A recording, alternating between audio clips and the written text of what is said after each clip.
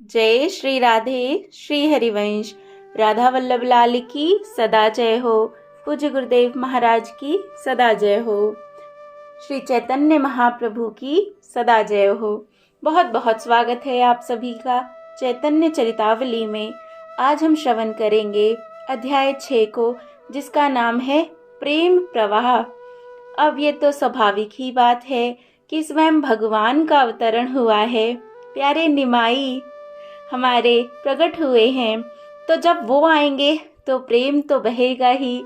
तो इतना सुंदर ये अध्याय है, इसे हम श्रवण करेंगे, बड़ा आनंद आएगा। लेकिन उस शुरू करने से पहले हम एक बार हरि नाम लेंगे। मेरे साथ साथ आप भी गाइए। हरे कृष्णा कृष्णा कृष्ण हरे हरे, हरे रामा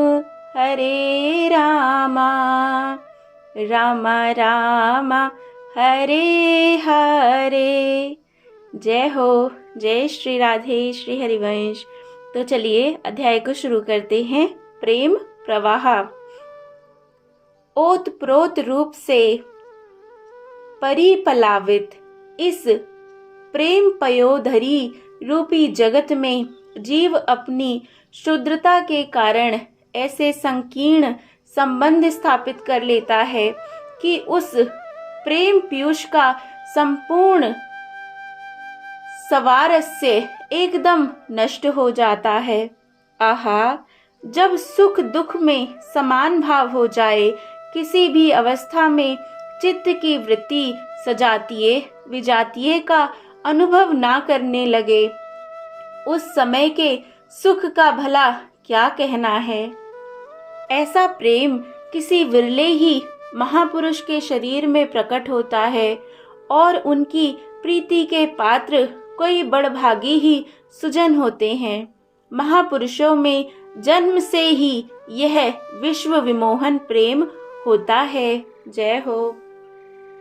सभी महापुरुषों के संबंध में हम चिरकाल से सुनते आ रहे हैं कि वे जन्म से ही सभी प्राणियों में समान भाव रखते थे।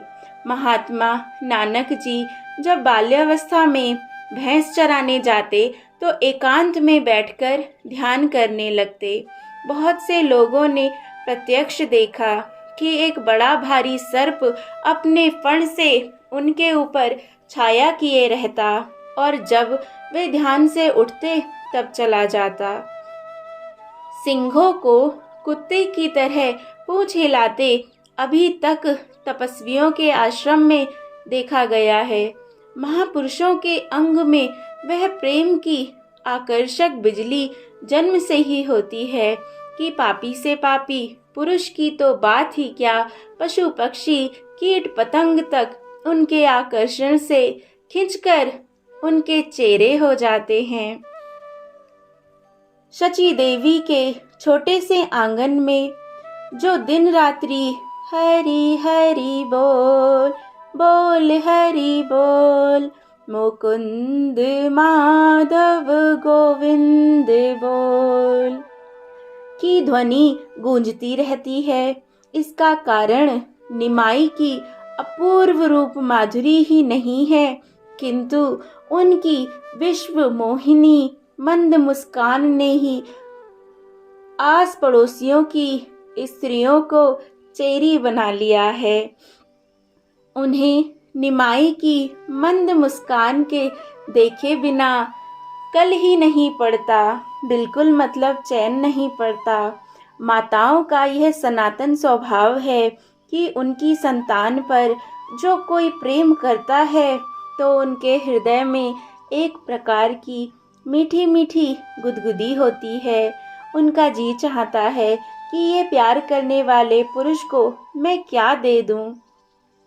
स्त्रियां निमाई को जितना ही प्यार करती, सची माता निमाई को उतना ही और अधिक सजाती। मातृ हृदय को भी ब्रह्मा जी ने एक अपूर्व पहेली बनाया है। निमाई अभी छोटा है, बहुत से स्थानों से बालक के लिए छोटे छोटे सिले वस्त्र और गहने आए हैं। माता ने अब निमाई को उन्हें पहनाना आरंभ कर दिया है। एक दिन माता ने निमाई को उबटन लगाकर खूब नहलाया। तेल डालकर छोटे छोटे घुंघराले बालों को कंघी से साफ किया।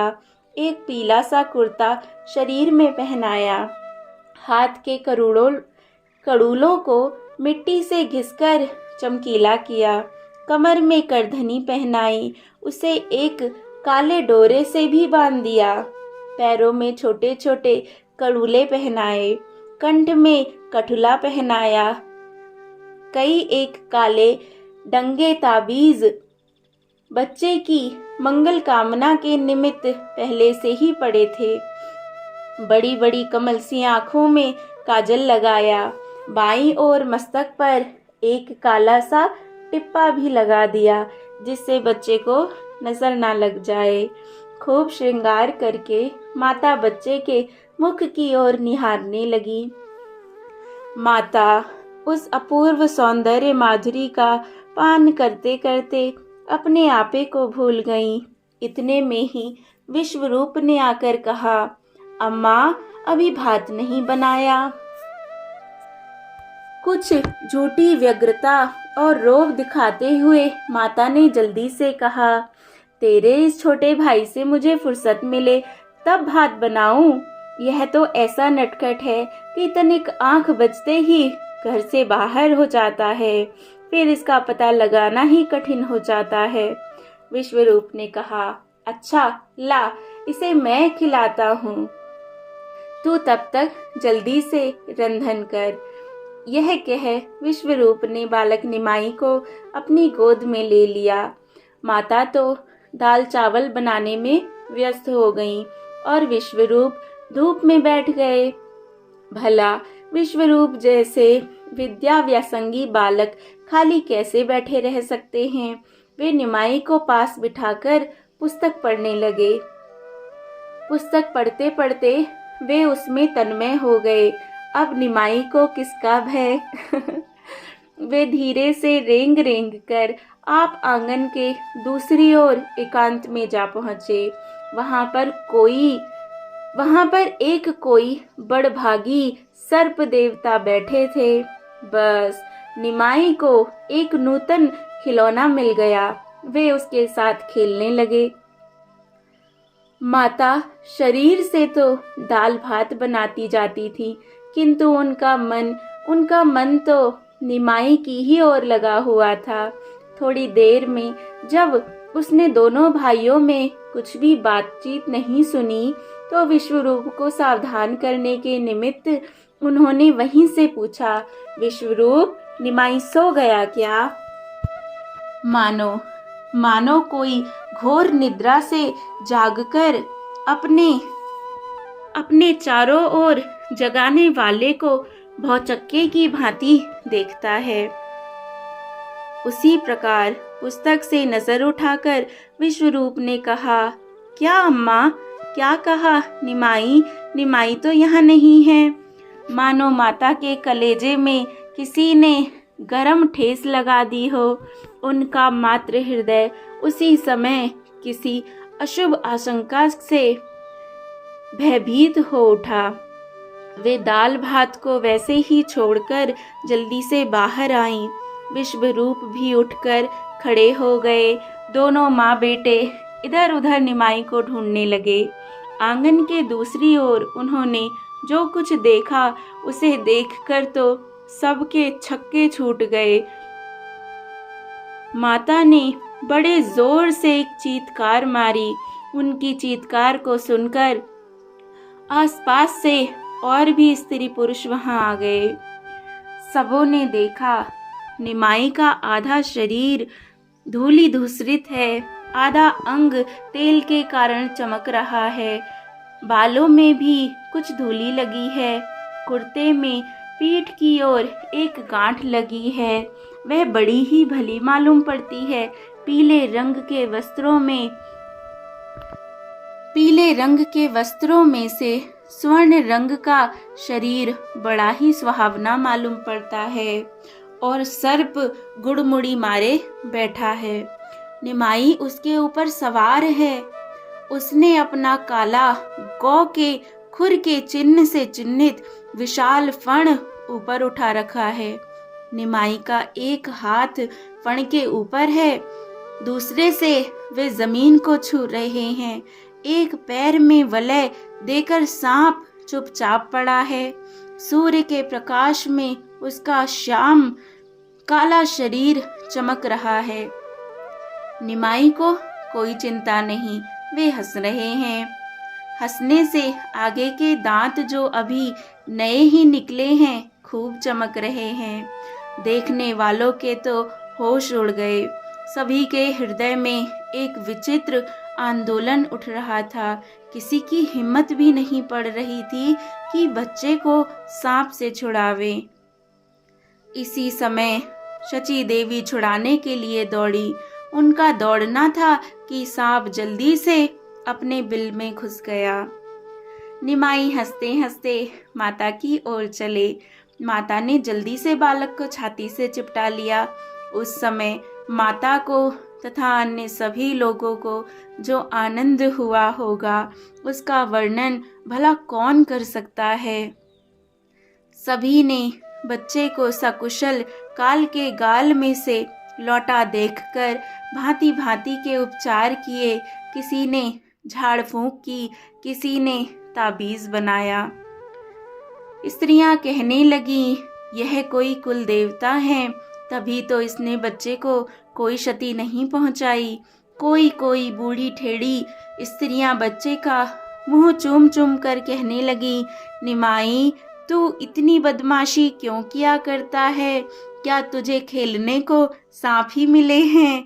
निमाई उनकी ओर देखकर हंस देते और तभी सभी स्त्रियां गाने लगती।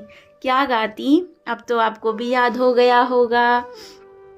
हरि हरि बोल बोल हरि बोल, मुकुंद माधव गोविंद बोल। इस प्रकार निमाई की अधिक चंचलता देखकर माता उनकी अधिक चिंता करने लगी। माता जितनी ही अधिक होशियारी रखती, ये उतना ही अधिक उन्हें धोखा भी दे देते। जय हो। एक दिन ये घर से निकलकर बाहर रास्ते में एकांत में खेल रहे थे। शरीर पर बहुत से आभूषण थे, उनमें कई सोने के भी थे। इतने में ही चोर उधर आ निकला। निमाई को आभूषण पहने एकांत में खेलते देखकर उसके मन में बुरा भाव उत्पन्न हुआ और वह इन्हें पीठ पर चढ़ाकर एकांत स्थान की ओर जाने लगा। इनके स्पर्श मात्र से ही उसकी विचित्र दशा हो गई। उसे अपने कुकृत्यों पर रह रहकर पश्चाताप होने लगा। निमाई का एक पैर उसके कंधे के नीचे लटक रहा था। उस कमल की भांति कोमल पैर को देखकर उसका हृदय भर आया। उसने एक बार निमाई के कमल की तरह खिले हुए मुंह की ओर ध्यानपूर्वक देखा। पीठ पर चढ़े हुए निमाई हंस रहे थे। चोर का हृदय पानी पानी हो गया। जगत उद्धारक निमाई का वही पापी सर्वप्रथम कृपा पात्र बना। जय जय हो। इधर निमाई को घर में ना देखकर माता पिता को बड़ी चिंता हुई। मिश्र जी ढूंढते ढूंढते गंगा जी तक पहुँचे, किंतु निमाई उसका तो कुछ भी पता नहीं चला। इधर शची देवी पगली सी होकर इधर उधर आसपास के मोहल्लों में सभी के घरों में निमाई को ढूंढने लगी। स्त्रियां कहती, वह बड़ा चंचल है, घर में रहना तो मानो सीखा ही नहीं। तुम चिंता मत करो, यहीं कहीं खेल रहा होगा, मिल जाएगा, चलो मैं भी चलती हूँ। इस प्रकार सभी स्त्रियां सची माता को धैर्य बंधाती थी, किंतु सची को धैर्य कहाँ। उन सब की बातों को अनसुनी करती हुई माता एक घर से दूसरे घर में दौड़ने लगी। विश्वरूप अलग ढूंढ रहे थे। इधर चोर की चित्रवृत्ति शुद्ध होने से उसका भाव ही बदल गया। बस वही उसका चोरी का अंतिम दिन था, उसने धीरे से लाकर निमाई को उनके द्वार पर उतार दिया। माता पिता तथा भाई इधर ढूंढ रहे थे। किसी ने आकर समाचार दिया कि निमाई तो घर पर खेल रहा है।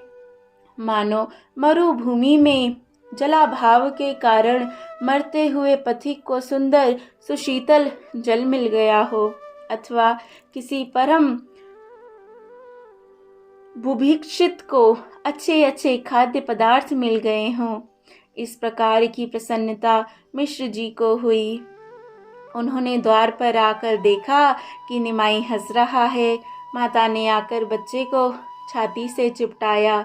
विश्वरूप ने भाई को पुचकारा और स्त्रियां गाने लगी। क्या गाने लगी? हरि हरि बोल बोल हरि बोल, मुकुंद माधव गोविंद बोल। जय जय श्री राधे। तो इस प्रकार आज का यह अध्याय विराम लेता है। आशा है आपको खूब आनंद आ रहा होगा, मुझे तो बहुत आ रहा है। तो चलिए भगवान से उनकी कृपा को मांगते हैं। हे प्रभु, हम पर भी कृपा करिए और हमारे अंदर भी आपके प्रति भक्ति भाव जागृत हो, ऐसी कृपा हो। जय जय श्री राधे। अगर आपने चैनल को सब्सक्राइब ना किया हो तो प्लीज़ करें, बेल आइकन ज़रूर दबाएं ताकि वीडियो का नोटिफिकेशन आपको समय समय पर मिलता रहे। जय जय श्री राधे। श्री हरिवंश राधा वल्लभ लाल की जय। श्री चैतन्य महाप्रभु की जय जय हो।